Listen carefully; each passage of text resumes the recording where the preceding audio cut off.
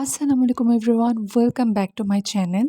আজকে আমি আপনাদের সাথে শেয়ার করব কিভাবে খুব সহজে এবং অল্প সময়ে আলু পরোটা তৈরি করে নেওয়া যায়। শুধুমাত্র কিছু টিপস ফলো করলেই খুব সহজেই তৈরি করে নিতে পারবেন এরকম একটি আলু পরোটা। চলুন দেরি না করে শুরু করা যাক আজকের ভিডিও।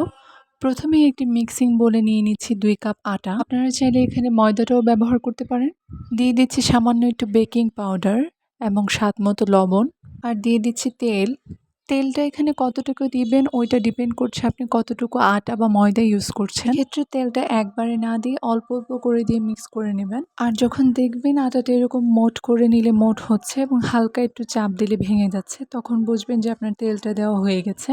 এরপর আমরা এখানে পানি মিক্স করব। পানিটাও আমরা ঠিক তেলের মতো অল্প অল্প করে মিক্স করব, একবারে পুরো পানিটা দেব না। অনেক সময় দেখা যায় পানিটা একবারে ইউজ করলে আটাটা নরম হয়ে যায় বা শক্ত থেকে যায়। এর জন্য পানিটা অল্প অল্প করে দিয়ে মিক্স করে নিতে হবে যেন ডোটা পারফেক্ট হয়।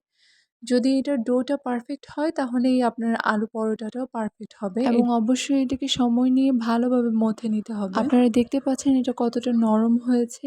এভাবে আঙুল দিয়ে হালকা চাপ দিলেই বুঝতে পারবেন যে আপনার ডোটা হয়েছে কিনা। এই পর্যায়ে আমি হাতে হালকা একটু তেল মাখিয়ে ডোটার উপর লাগিয়ে দেব এবং একটা ঢাকনা দিয়ে ঢেকে 15 মিনিটের জন্য রেস্টে রেখে দেব। কখনই ডোটা হয়ে গেলে এটা দিয়ে সাথে সাথে বানাতে যাবেন না, তখন কিন্তু আপনার পরোটাটা পারফেক্ট হবে না। অবশ্যই এটাকে 10 মিনিটের জন্য হলেও সাইডে রেস্টে রেখে দেবেন। যেহেতু আমি আলু পরোটা বানাবো এর জন্য ডোটা রেস্টে রেখে দিয়ে আমি আলু ভর্তাটা বানিয়ে নিচ্ছি। আমি এখানে নর্মালি আলু ভর্তাটা করে নিচ্ছি, বেশি কিছু অ্যাড করছি না। চাইলে এখানে ধনেপাতা, গরম মশলাটা ইউজ করতে পারেন। এবার একটু ছুরির সাহায্যে আমি ডোটাকে এভাবে কেটে নিচ্ছি, আর এভাবে এটাকে হালকা হাতে গোল করে রাখছি। আমার এখানে 6টা পরোটা হবে, তো আমি আলু ভর্তাটাকেও 6টা ভাগে ভাগ করে নিয়েছি। এবার একটু আটা নিয়ে এটাকে একটা ছোট রুটির মতো করে নিচ্ছি। এখন এর মধ্যে দিয়ে দিচ্ছি আলুর ভর্তা। ভর্তাটা দেওয়া হয়ে গেলে এভাবে সাইড থেকে উঠিয়ে উঠিয়ে রুটির মুখটা বন্ধ করে দেব। এখানে খুব ভালো করে রুটির মুখটা বন্ধ করতে হবে, কারণ এটা ঠিক মতো না করলে রুটিটা যখন বেলবো তখন ভর্তাটা বের হয়ে যাওয়ার সম্ভাবনা রয়েছে। এখন রুটিটা বেলার জন্য এর উপর দিয়ে দিচ্ছি কিছু শুকনা আটা।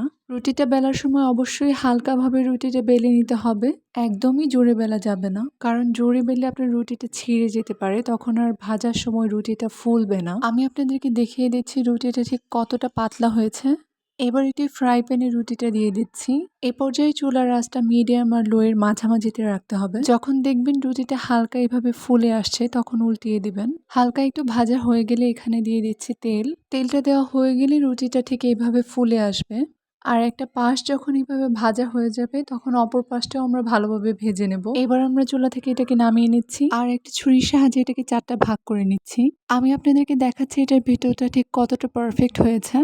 আপনারাও কিন্তু চাইলে এই টিপসগুলো ফলো করে তৈরি করে নিতে পারেন আলু পরোটা। আজকের মতো এই পর্যন্তই। সবাই ভালো থাকবেন, সুস্থ থাকবেন। আল্লাহ হাফেজ।